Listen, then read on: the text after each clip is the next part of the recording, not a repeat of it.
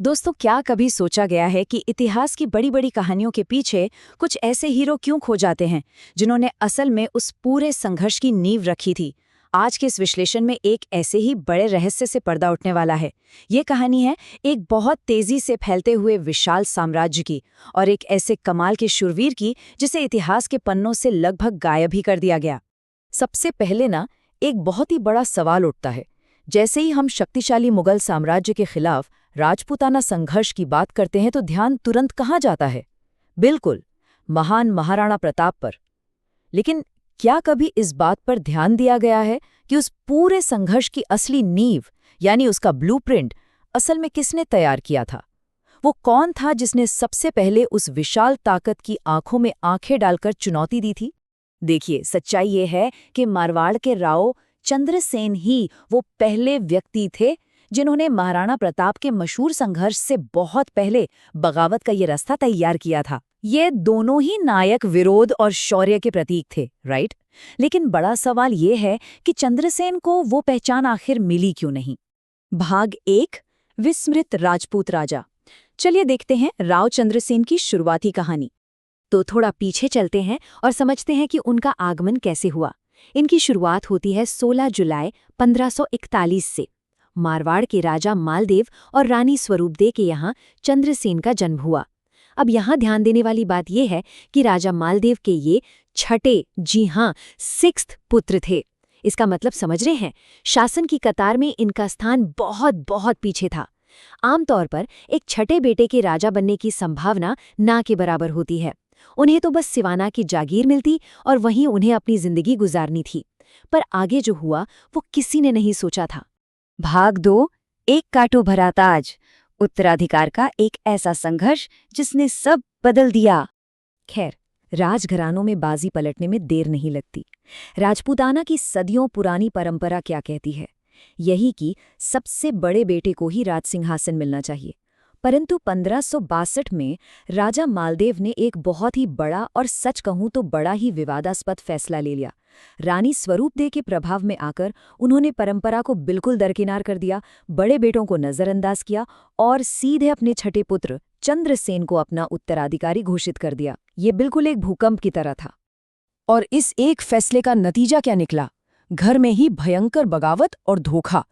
सबसे बड़े भाई राम को पहले ही निष्कासित कर दिया गया था, तो वो सीधे मुगल सम्राट अकबर की शरण में चले गए। दूसरे भाई उदय सिंह ने लोहावत की युद्ध में चंद्रसेन से लड़ाई की, पर बुरी तरह हारने के बाद वो भी मैदान छोड़कर भाग गए। वहीं रैमल और बाकी भाइयों ने भी अपना गुस्सा निकालने के लिए तेजी से फैलते मुगल साम्राज्य के साथ गठबंधन कर लिया। सोचिए, अपनों ने ही धोखा दे दिया और इसने चंद्रसेन को शुरुआत में ही बिल्कुल अकेला कर दिया। भाग 3, नागौर दरबार में विरोध, स्वाभिमान की सबसे कड़ी परीक्षा। अब आते हैं 1570 पर। इस साल एक ऐसी घटना घटी जिसने पूरे राजपूताना की नींव हिला दी, जिसे नागौर दरबार कहा जाता है। हुआ ये था कि राजपूताना में भयंकर अकाल पड़ा था, तो मुगल सम्राट अकबर ने अकाल राहत का हवाला देकर इस दरबार को बुलाया। सुनने में बड़ा अच्छा लगता है ना, पर असल मकसद बिल्कुल अलग था। ये दरअसल एक बड़ा राजनीतिक जाल था, जिसका उद्देश्य था क्षेत्रीय राजाओं से संधि करना और उन्हें पूरी तरह मुगल झंडे के नीचे लाना। अब जरा इस दरबार का हाल देखिए। एक तरफ लगभग सभी राजा शामिल हो गए और उन्होंने घुटने टेक दिए। चंद्रसेन के अपने भाई राम, उदय सिंह, रायमल, साथ ही बीकानेर के राजा कल्याणमल और जैसलमेर के रावल हर्राय, सबने बिना किसी खास विरोध के अधीनता स्वीकार कर ली। दूसरी तरफ थे राव चंद्रसेन। वो दरबार में पहुंचे जरूर, लेकिन जब उन्होंने देखा कि अकबर उनके भाइयों का पक्ष ले रहा है और उनके खुद के स्वाभिमान को ठेस पहुंचाई जा रही है, तो बस उन्होंने किसी की परवाह किए बिना अधीनता ठुकरा दी और सीधे दरबार से बाहर निकल गए, एक अकेले। भाग 4, निरंतर छापामार युद्ध। पहाड़ियों में शुरू हुआ एक लंबा संघर्ष। अब दरबार से इस इनकार करने का नतीजा तो भयानक होना ही था। ये साल दर साल का टाइमलाइन उस दर्दनाक युद्ध को दर्शाता है जो अगले लगभग 20 साल तक चला। चंद्रसेन की जिंदगी बस एक भागदौड़ बनकर रह गई। देखिए, 1562 के मेड़ता युद्ध से शुरुआत हुई। फिर 1570 में दरबार ठुकराने के बाद हालात और भी बिगड़ गए। 1574 आते आते सोजात का युद्ध हुआ और 1575 में तो उनका सबसे बड़ा ठिकाना सिवाना का किला हमेशा के लिए मुगलों के कब्जे में चला गया। एक के बाद एक किले हाथ से निकलते गए। आखिरकार 1576 में अपनी जान और संघर्ष बचाने के लिए उन्हें मजबूरन सरान की उन कठोर पहाड़ियों में शरण लेनी पड़ी। पता है इसकी सबसे बड़ी बात क्या थी?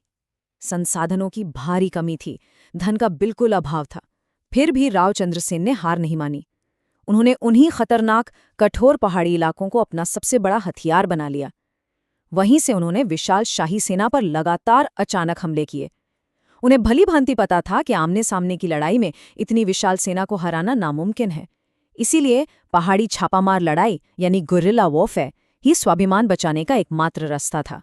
पर देखिए, हर योद्धा की आखिर एक सीमा तो होती है ना, और उनका अंत सच में बेहद दुखदायक रहा। अपने आखिरी सालों में उन्हें सिरोही, डूंगरपुर और बांसवाड़ा दर-दर भटकना पड़ा। आर्थिक स्थिति इतनी बुरी हो चुकी थी कि उन्हें पोखरण जैसा अहम ठिकाना भाटियों को देना पड़ गया। सरण की पहाड़ियां ही उनका आखिरी ठिकाना बन गई। पर जो बात सबसे ज्यादा चुभती है वो ये है कि उनकी मृत्यु किसी शानदार युद्ध भूमि में लड़ते हुए नहीं हुई। जनवरी 1581 में सिचिया में उनके अपने ही भरोसेमंद सरदार वरासल ने धोखे से उनके भोजन में जहर मिला दिया। भाग 5 प्रताप के पुरोगामी मार्गदर्शक चंद्रसेन। भले ही उनका अंत धोखे से हुआ हो, पर क्या उनकी विरासत खत्म हो गई? बिल्कुल नहीं। यही कारण है कि चंद्रसेन को महाराणा प्रताप का पायनियर या पुरोगामी कहा जाता है। जरा यहाँ ध्यान दीजिए, चंद्रसेन वो पहले स्वतंत्र शासक थे जिन्होंने मुगल साम्राज्य को ललकारा, और वो भी बिना किसी बड़े आर्थिक या फाइनेंशियल सपोर्ट के। वहीं दूसरी ओर महाराणा प्रताप ने चंद्रसेन द्वारा बनाए गए इसी छापामार पहाड़ी युद्ध का बखूबी और बहुत सफलतापूर्वक इस्तेमाल किया, परंतु उन्हें भामाशाह जैसे लोगों का बड़ा आर्थिक सहयोग मिला था, जिसका चंद्रसेन की जिंदगी में पूरी तरह से अभाव रहा। इनके आजीवन साहस का जिक्र हमें इस पुरानी ऐतिहासिक कविता में बेहतरीन ढंग से मिलता है। अनादि ज्ञातुरी उजला आसमर, चखरान रहन निदिग्यो चीत। ये कविता उस महान व्यक्ति को सलाम करती है जिसने आखिरी सांस तक कभी अधीनता नहीं स्वीकारी। एक ऐसा शूरवीर जिसके हथियार शाही ताकत के खिलाफ हमेशा चमकते रहे और जिसके घोड़ों पर कोई शाही दाग या मोहर कभी नहीं लग सकी। खैर, थोड़ी तसल्ली की बात यह है कि इतिहास की इस भूल को आखिरकार सुधारने का प्रयास किया गया है। पूरे 441 साल बाद उनके इस आजीवन बलिदान को सम्मान देने के लिए हाल ही में सारण की पहाड़ियों में एक छतरी और कीर्ति स्तंभ का उद्घाटन किया गया है। मारवाड़ के इस भूले बिसरे नायक के सम्मान में ये एक ऐसा कदम है जो उनकी कुर्बानी को आने वाली सदियों तक अमर रखेगा। तो सबसे बड़ा सवाल जो आज यहाँ उभर कर आता है और जिसे हमें सच में गहराई से सोचना चाहिए, अगर सच में इतिहास सिर्फ जीतने वालों की कलम से लिखा जाता है, तो ऐसे ना जाने कितने और शूरवीर होंगे, कितने ऐसे बागी नायक होंगे जो ऐसे ही पहाड़ियों और इतिहास के घंघोर अंधेरों में हमेशा के लिए खो गए। यही वो एक सवाल है जिसके साथ आज के इस विश्लेषण को यहीं विराम देते हैं। आइए इस विचार पर चिंतन करें कि आखिर हमारा इतिहास दरअसल किसके द्वारा और कैसे तय होता है।